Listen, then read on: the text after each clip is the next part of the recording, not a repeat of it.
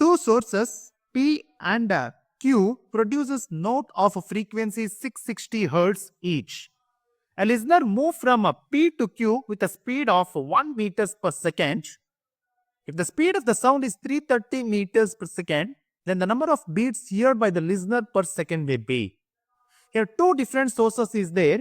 First one is I am going to take it as a P, and the second one they are going to give it as a Q.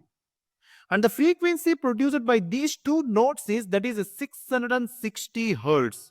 I am going to write this one as a V.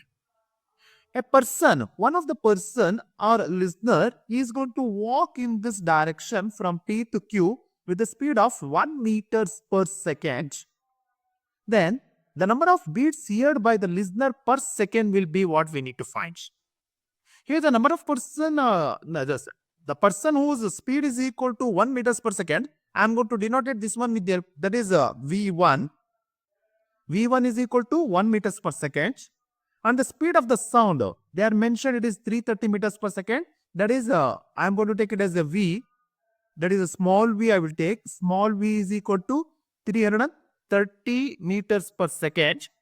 And the capital V is the source, that is a frequency produced by the two source, that is equal to 660 Hz.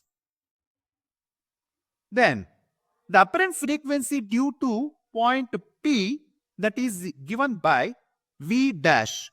V dash is equal to V into V minus VR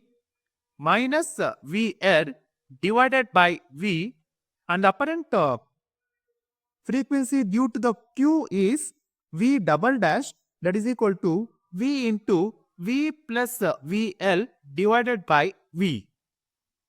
Then the number of beats heard by the listener per second will be V double dash minus V dash, that is equal to V into V plus VL divided by V minus V into V minus VL divided by V will give the result, that is equal to 2 times of V into VL divided by V.